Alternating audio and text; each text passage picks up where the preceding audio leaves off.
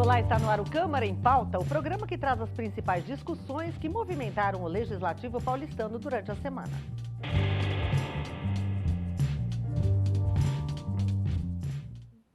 CPI da sonegação tributária firma acordo com a Alfa Arrendamento Mercantil S.A., empresa do Banco Alfa, no valor de mais de 30 milhões de reais. A Alfa Arrendamento Mercantil era investigada pela CPI por conta da transferência da sua sede para a cidade de Barueri, onde permaneceu por mais de 20 anos. A suspeita dos vereadores era de que a empresa usou um endereço fictício fora da capital para pagar menos impostos. Com um acordo, o Banco Alfa confessou a dívida com o município de São Paulo e pagou um valor superior a 30 milhões de reais. Por que eu falo que é louvável? Porque a pessoa errou. Quando a CPI fez o trabalho de levantar, reconheceu o erro e pagou o seu tributo com juros moratórios, com correção de Selic, e recolheu mais de 30 milhões com relação àquilo que a CPI levantou do período retroativo que eles estavam com endereço lá em Barueri. A CPI também ouviu representantes da empresa Safra Leasing, que pertence ao Banco Safra e é investigada pela transferência da sede para a cidade de Poá em 2005. O gerente da empresa no ano de 2014, Milton Alves Teixeira, prestou depoimento sobre as atividades em Poá. De acordo com o representante da Secretaria Municipal da Fazenda, o depoimento diverge da apuração feita até agora. Ele demitiu um funcionário que saiu antes da entrada dele. Sim, foi um depoimento esquisito, né? Como representante da Fazenda, eu diria que é muito importante para que nós tiremos as conclusões adequadas, que o Banco Safra envie ou venha, né? Que o Banco Safra venha na figura dos seus dirigentes maiores. Para o presidente da CPI, o depoimento do gerente reforça a tese de simulação de endereço. O próprio gerente, né, ele é registrado no Banco Safra aqui na Paulista, então todas as decisões eram tomadas aqui na Avenida Paulista e deveriam ter sido pagos os impostos aqui. Ele só tinha um endereço simulado lá em Poá e nós vamos comprovar isso no processo e está ficando cada dia mais robusto essa nossa tese e as nossas provas materiais e de depoimentos. A CPI tem colhido bons resultados, Mário. Primeiro o Banco Itaú, depois o Santander, agora o Alfa, repondo aos cofres públicos esse ISS devido, né? Sem dúvida, ISS devido, né? Primeiramente quero agradecer a participação sempre com você, um grande abraço a todos que estão nos assistindo. É muito importante lembrar ao telespectador da TV Câmara São Paulo uma coisa. A partir do momento que você reconhece e confessa a dívida, uma confissão de dívida, você ressarce os cofres públicos. Agora, o mais legal é que essas sedes estão sendo transferidas. Ou seja, estão sendo assegurados mais impostos que serão pagos exatamente onde tem de ser pagos, que é na cidade de São Paulo. Regularizar, né? Regularizar. Então foram 230 milhões, em princípio, do Itaú, depois o Santander 195 milhões e agora 30 milhões e 200 mil reais. Então você vê que são valores expressivos que são devolvidos e vão ser usados para mudar a sua vida, na educação, na saúde, em tudo aquilo que a gente necessita, porque são impostos que têm que voltar para a população. Então está de parabéns à CPI e olha, os outros que estão aí já têm um precedente aberto, ou seja, realmente já está quase que comprovado de que é uma jogada. Então tem que fazer o quê? Fazer acordo, é a melhor coisa. O Comitê Extraordinário das Chuvas e Enchentes recebeu o secretário municipal de Habitação, João Farias. O secretário foi convidado pelo comitê para falar dos investimentos que estão sendo feitos na cidade pela pasta de habitação, envolvendo principalmente as regiões mais afetadas pelas enchentes nos períodos chuvosos. Hoje a Secretaria Municipal de Habitação tem por volta de 300 milhões de reais investidos em uma série de obras espalhadas pela cidade de São Paulo, que vai muito além da questão das canalizações dos córregos, né? Vai mais do ponto de vista da urbanização das favelas, que inclui, né, de forma estratégica importantíssima, a questão da canalização dos córregos para impedir novas enchentes no futuro. A relatora do comitê, vereadora Soninha, ficou satisfeita com o que foi dito pelo secretário em relação aos investimentos, mas acredita que a prefeitura deve trabalhar sempre em conjunto com os governos estadual e federal. Muito importante saber de intervenções que estão programadas, que já têm os recursos, os projetos aprovados, que algumas já estão em andamento, mas muito preocupante saber que a Secretaria da Habitação de São Paulo continua não recebendo repasses federais do FINIS, que é o Fundo Nacional de Habitação de Interesse Social. Pesquisadores do Instituto de Pesquisas Tecnológicas, IPT, também participaram da reunião e apresentaram um estudo realizado em 2011 sobre as erosões nos rios Pinheiros e Tietê. Inclusive, os pesquisadores apontaram algumas recomendações ao poder público e à sociedade a partir desse estudo. Como a gente discutiu bastante, que eu acho que é fundamental, cada vez mais a gente ter essa preocupação com os parques lineares. Primeiro, você vai colocar, né, esses nossos córregos, ribeirões, rios, né, para a população acompanhar e ela também vai ajudar a preservar, né? E nos loteamentos, você ter... Somente os grandes loteamentos, você fazer sistema que esse grande empreendimento, quando é implantado, que o sedimento que é gerado fique no próprio empreendimento, que esse transporte não seja carreado. O comitê também aprovou por meio de requerimento a realização de uma diligência na próxima quinta-feira, 13 de junho, na região de Parelheiros, zona sul da capital. O motivo é o desmatamento que está ocorrendo na região. Como tem a ver com a questão das enchentes, o desmatamento, assoreamento, a nivelação do solo, nós vamos fazer, eu aprovei aqui um requerimento meu, para que o comitê faça uma diligência na semana que vem, nas áreas de desmatamento criminoso na região de Parelheiros, região de Manancial, porque isso pode prejudicar, inclusive, a produção de água que abastece a represa de Guarapiranga, que é a caixa d'água de 5 milhões de paulistanos, onde a gente bebe água. O Comitê de Chuvas está se empenhando muito nessa causa. É um assunto complexo, né, Mário? Mas a gente percebe que precisa chegar e é um ponto comum, né? Saber o que fazer para evitar esses desastres na cidade, né? O vereador Gilberto Tratalini acabou de dizer que a Guarapiranga é a caixa d'água para mais de 5 milhões de pessoas. Os rios Pinheiros, Tietê e Tamanduateí são os grandes ralos da cidade de São Paulo. Você tem que trabalhar efetivamente para que toda essa sujeira não chegue nesses rios. E como que você vai trabalhar isso? Já existe tecnologia suficiente. Tem bueiros inteligentes que já existem em nível mundial. Quando sobe a água e chega numa determinada altura, ele tem grelha e aquela grelha entope, é emitido um alerta, um sinal, o pessoal vai lá e limpa a grelha. Então isso já evita que a sujeira vá para dentro dos bueiros.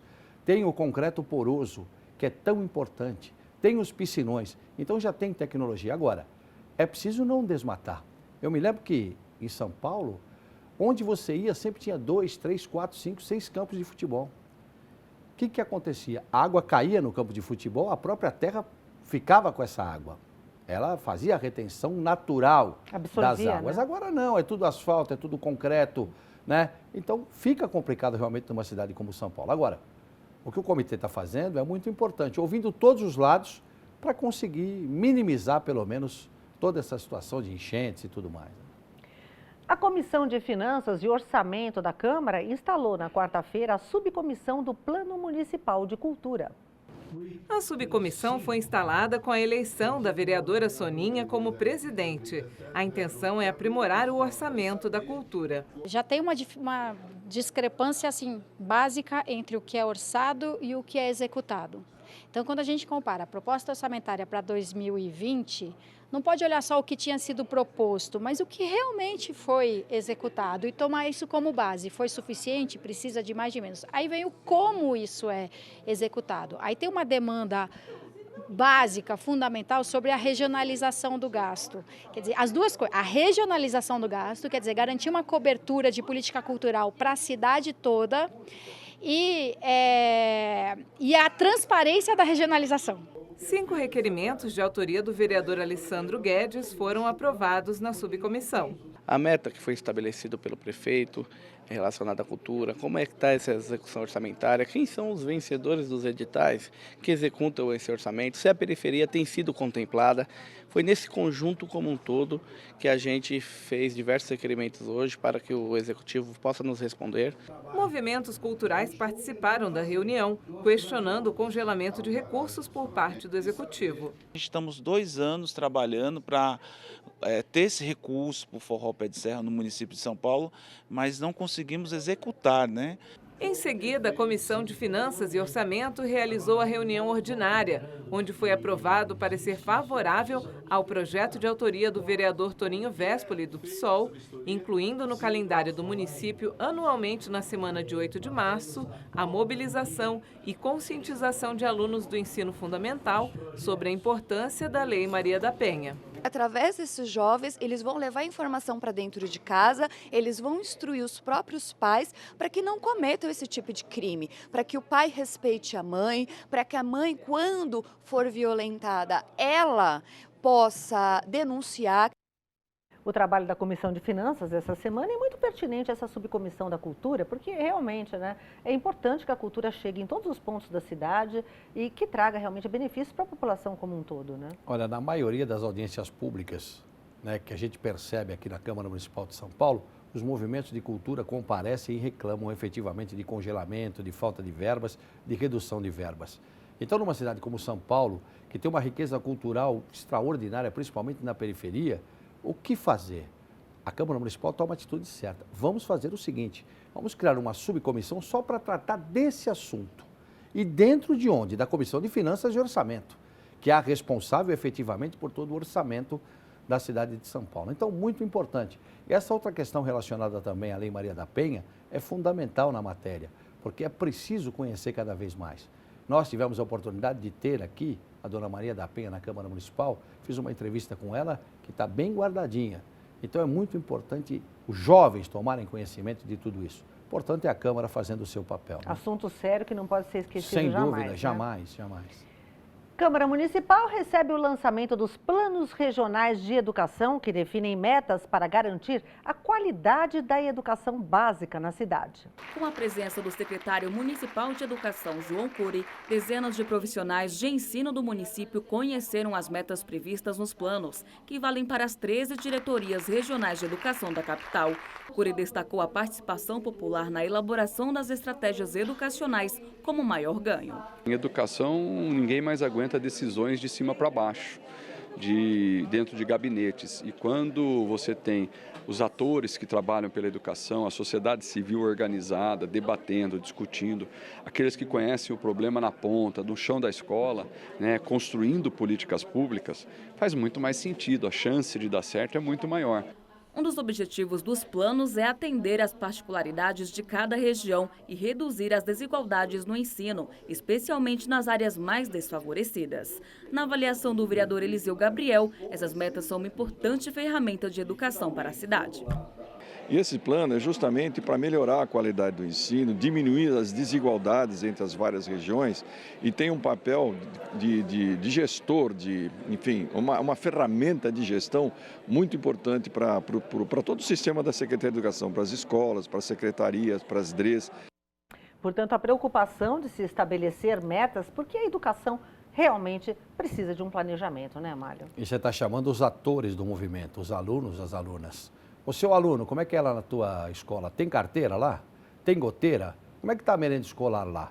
A partir do momento que se arruma a infraestrutura, se parte para essa outra frente, que é também importante, da questão da qualidade do ensino efetivamente. Agora, é preciso o quê? Você ter exatamente os atores dessa questão, a participação dos alunos, das alunas, dos diretores, né? Dos professores. Eu acho que isso é fundamental. Por isso a Câmara toma mais uma vez uma atitude corretíssima. Ou seja, traz para cá, onde está doendo, fala para mim, nós vamos tentar resolver, né? Ou curar essa dor ou pelo menos minimizar. É por aí que funciona, né? E no próximo bloco, os trabalhos das comissões aqui na Câmara Municipal. Não saia daí, o Câmara em Pauta volta já.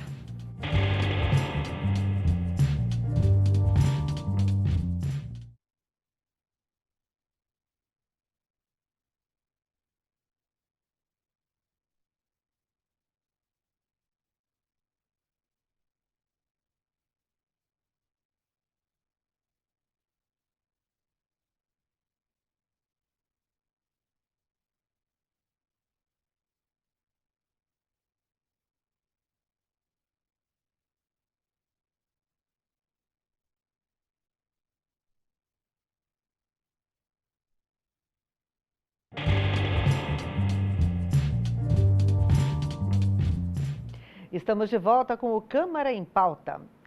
Foi aprovado na Comissão de Constituição e Justiça o parecer de legalidade ao projeto de lei que pretende proibir a venda de cigarros, narguile e outros derivados de tabaco em padarias, supermercados e hipermercados. A proposta do vereador Rinaldi de Gílio, do PRB, pretende estabelecer multa de R$ 5.000 para estabelecimentos que descumprirem a norma. Apenas o vereador Caio Miranda, do PSB, votou contra o parecer de legalidade. Aurélio Nomura, do PSDB, e Celso Jatene, do PL, se abstiveram. Pode ser vendido em bar, pode ser vendido em lojas específicas, tabacarias, não é? E, enfim, mas na padaria não seria ideal justamente pelo contato com a juventude. Vale lembrar que caiu o consumo de cigarro, porém entre a juventude aumentou nesse período justamente por esse contato, pela vontade do jovem querer consumir pelo contato com a vitrine ou com o caixa da padaria e do supermercado. No total, 16 projetos foram apreciados na reunião da CCJ. Entre os aprovados estava também proposta que pretende instalar gradativamente nos semáforos sensores que aumentem em 50% o tempo de travessia para idosos e pessoas com mobilidade reduzida. Eu vi isso em inúmeros países que você aperta um botão, esse botão dá um tempo maior, né, um tempo já calculado anteriormente, aumentando ou até quase dobrando o tempo para a travessia, o que permitiria as pessoas, não só as pessoas idosas, mas aquelas pessoas com dificuldade e mobilidade. Interessante que nessa CCJ, preocupações com os jovens e com os idosos, né? Com os jovens na questão do fumo, né, da comercialização, os idosos na travessia das ruas, que às vezes realmente eles não conseguem, né, Málio, atravessar. Sem dúvida, fumar faz mal para a saúde. Está comprovado isso em nível mundial. Então, no início era proibido só no ônibus, depois ficou proibido no restaurante, proibido no avião, e agora a questão do consumo é fundamental. Proibir nas padarias, supermercados e hipermercados não tem nada a ver. Você vender cigarro onde você vende produtos, né, de primeira necessidade. Então não tem nada a ver. Essa outra questão dos idosos também ela é fundamental. Uma vez eu fiz uma reportagem ali na rua São Bento, tinha um farol ali para pedestres, 30 segundos. Eu peguei uma senhorinha, ela devia ter uns 75 anos, se não me fala, era mais ou menos isso mesmo. Começamos a atravessar, quando deu 30 segundos a gente estava na metade da rua. Então não tem cabimento. Realmente. Tem que aumentar o tempo, né? As medidas socioeducativas aplicadas a menores infratores foram debatidas na reunião da Comissão Extraordinária de Defesa dos Direitos da Criança, Adolescente e Juventude. Para que a ressocialização ocorra, a união de esforços é fundamental. A reunião contou com a presença de representantes de entidades sociais e também do Ministério Público. As medidas socioeducativas de meio aberto são aplicadas a crianças e adolescentes que cometem certas infrações. Nesses casos, os jovens não perdem a liberdade, mas devem participar de programas executados por organizações parceiras da Prefeitura. No entanto, para especialistas da área, a cultura punitivista está cada vez maior. Essa lógica punitiva, que é quase uma vingança, muito mais uma lógica regida pelo desejo de vingança do que pelo desejo de justiça, que parece que hoje toma a nossa cultura e a nossa sociedade. E a gente não acredita nisso, a gente acredita que a melhor forma de trabalhar com esse adolescente que praticou alguma infração é levá-lo a refletir sobre a inadequação dessa prática, proporcionar para ele a possibilidade de construir um novo projeto de vida para além da conduta infracional, por meio da socioeducação. Para que a ressocialização ocorra, a participação dos diversos agentes da sociedade é importante. O promotor de justiça Paulo Arantes acredita que o Ministério Público deve atuar nessa articulação. Um dos nossos papéis é contribuir para que essa articulação aconteça, objetivando, no fim, que o atendimento do menino e da menina que estão no serviço seja qualificado. Então, que ele seja encaminhado para a educação, ele possa entrar e permanecer na escola, para que ele tenha um atendimento de saúde, alternativas de profissionalização, para que eles possam se desenvolver e construir o seu projeto de vida. Para a representante do Fórum de Medidas Socioeducativas da Freguesia do Ó e Brasilândia, apenas unindo esforços é possível fazer com que os jovens tenham seus direitos garantidos. tem conselhos tutelares, escola, saúde, né? O Ministério Público, Defensoria representada pelo CAN. Então, todos esses sistemas são fundamentais para se pensar a medida socioeducativa em meio aberto. O fórum é um encontro dessas pessoas pensando nas propostas e ações dos adolescentes no território da Brasilândia. A vereadora Soninha Francini, presidente da comissão, diz que nessa união de esforços, a Câmara deve estar presente. A melhor forma de fazer as coisas realmente acontecerem da melhor forma possível é todo mundo se ouvir e a gente promover essa articulação. E eu acho que isso é um dos melhores papéis que uma Câmara Municipal pode fazer, que o Parlamento pode fazer. Ação importante da Câmara Municipal, criando parâmetros, né, para os menores infratores.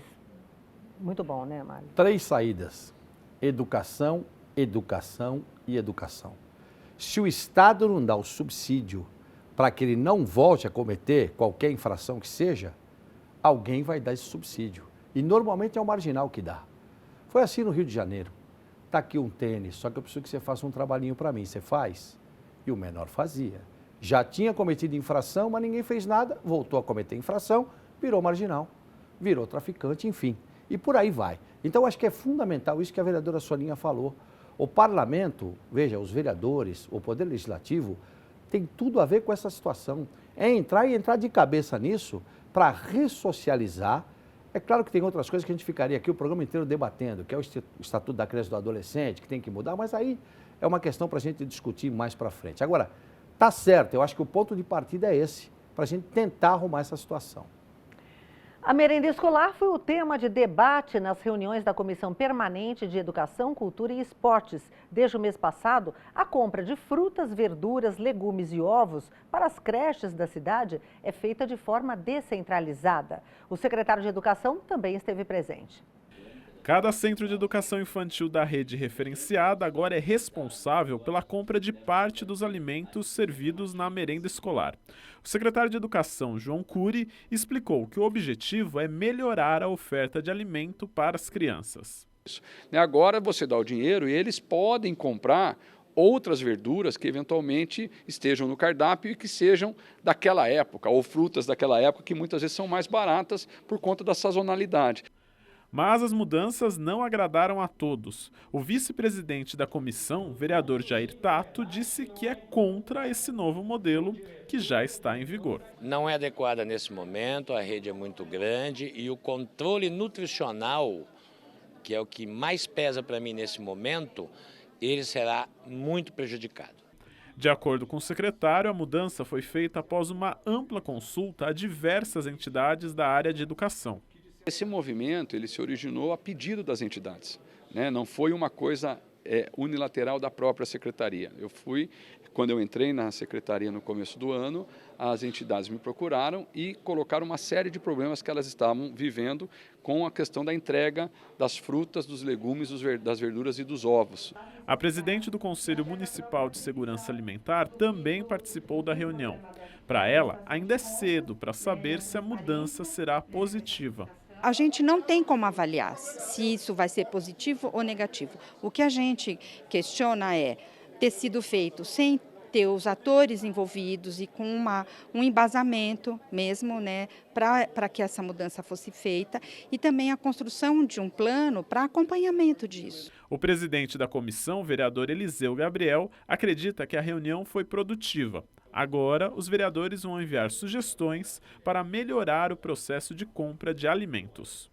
O secretário se mostrou bastante aberto para entender quais são as consequências. Como ele mesmo falou, na hora que nós tentamos resolver um problema, se resolve, mas durante o processo outros problemas surgem e nós temos que ir resolvendo. Nós vamos então agora na Comissão de Educação estudar, se vê, os vereadores vão levantar questões que poderemos eventualmente encaminhar para ele novamente. Toda mudança gera indagações, mas o debate é sempre saudável, né? E a ideia é boa em princípio. A banana, por exemplo, da merenda escolar vinha lá do Vale do Ribeira.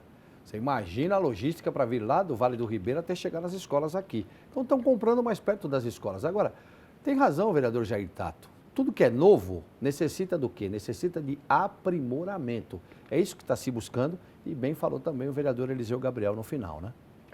E no último dia 5 foi comemorado o Dia Mundial do Meio Ambiente. A data marcou o início de uma exposição de fotos inaugurada aqui no Palácio Anchieta, que mostra o sofrimento dos animais com a exploração do homem. Por ocasião da abertura da mostra, a Comissão de Meio Ambiente da Câmara realizou um debate sobre educação ambiental e defesa dos animais. A exposição itinerante Sinta na Pele, da ONG Ampara Animais, vai ficar no saguão da Câmara Municipal de São Paulo durante todo o mês de junho. As fotos chocam e sensibilizam o público a utilizar humanos representando animais em diferentes situações a que são submetidos: confinados, explorados, abandonados ou traficados. Então a gente realmente teve que mostrar a realidade nua e crua. E a forma mais, eu acho que tocante, né, de fazer com que as pessoas se coloquem no lugar é exemplificando através da personificação, né, delas vivenciando esse momento, essa situação de exploração animal, em que muitas vezes as pessoas desconhecem e nem imaginam que acontecem. E é muito comum, e a gente vê todos os dias por aí. Influenciadores brasileiros foram os modelos. Além do sofrimento causado por situações como o escalpelamento pela indústria da moda, as fotos realçam a dor dos animais usados no entretenimento. Ao lado de cada foto da exposição há textos de apoio expressando o que os animais diriam caso tivessem voz como nós.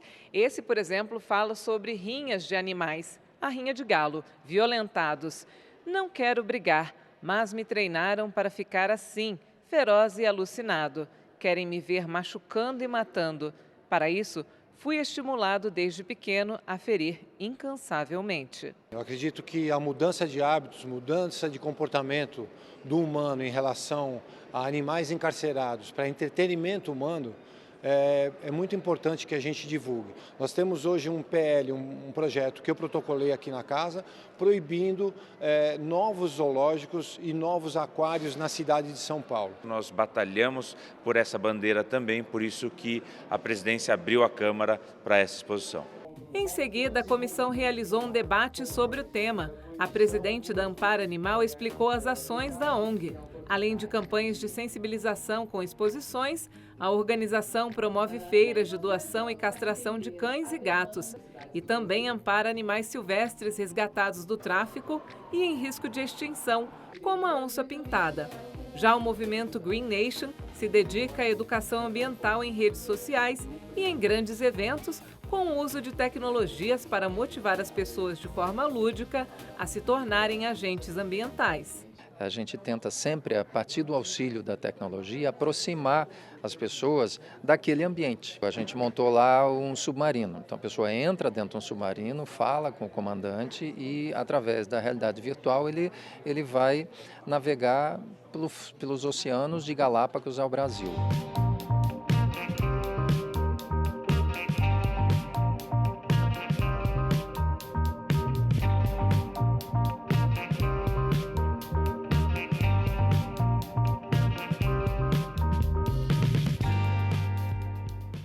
A mostra é impactante e a necessidade de se discutir e terminar com essa violência, né, Mário? Sem dúvida. É hora de nós, animais racionais, sermos mais racionais nessa questão.